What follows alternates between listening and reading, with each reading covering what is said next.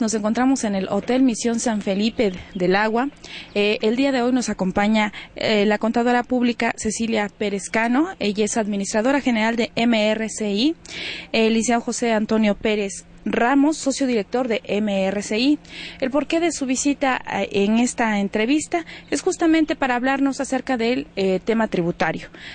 Nos van a decir que la importancia de por qué debemos nosotros contribuir con el Estado en estas cuestiones fiscales. Precisamente en que el Estado se allega de uno de los recursos financieros para ejercer precisamente el gasto público. Esto es para otorgarle servicios a sus ciudadanos en cuanto a salud, vivienda, transporte, carreteras, vías de comunicación, etcétera.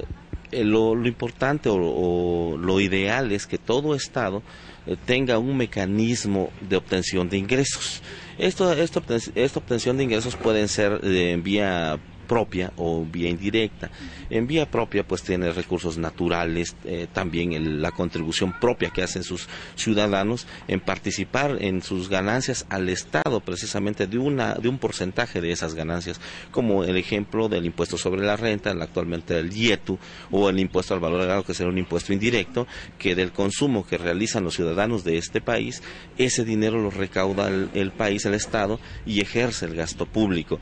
En cuanto a otros ingresos externos, pues existe la deuda pública, puede ser interna o externa. Estos son los préstamos que pide también el Estado, ya sea a sus propios ciudadanos o a otros países, cuando tiene un déficit presupuestario para ejercer ese gasto público, se allega de esos recursos. Entonces la importancia de la recaudación estriba precisamente en que el Estado no se endeude con el extranjero, no se endeude con sus propios ciudadanos, sino sea autosuficiente el Estado con la recaudación para efectos de ejercer ese gasto público y no tengamos déficit.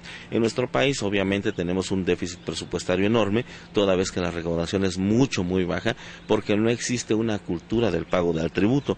Todos pensamos que pagar impuestos es caro, es indebido, que está mal. ¿Por qué? Porque el ciudadano, el gobernado, no está acostumbrado a planear el pago de su tributo, de su impuesto.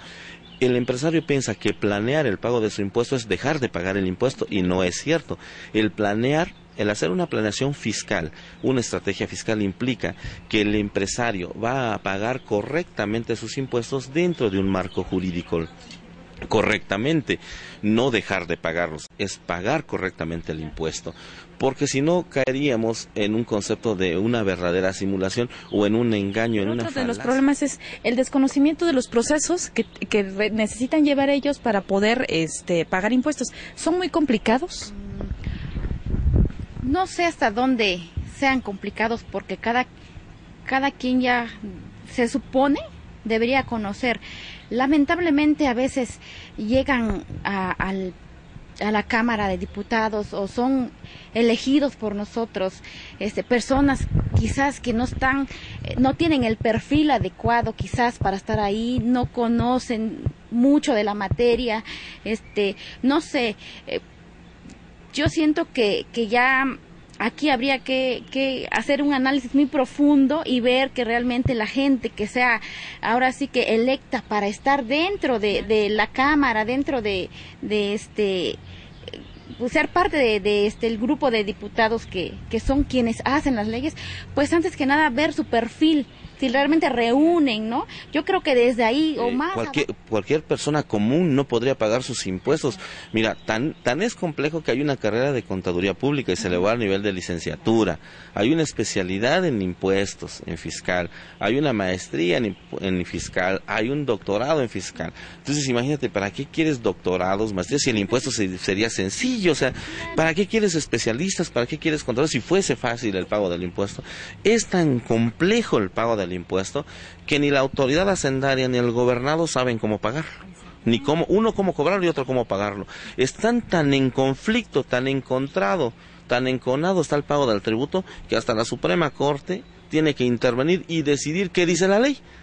Caray, cuando el ciudadano lo menos que merece es que una ley sea clara y precisa en el pago de su tributo. Si de eso vive el Estado, del impuesto, entonces ¿por qué no es clara la ley? Todos tenemos algunas dudas al respecto. En mi particular punto de vista, yo pienso que la ley...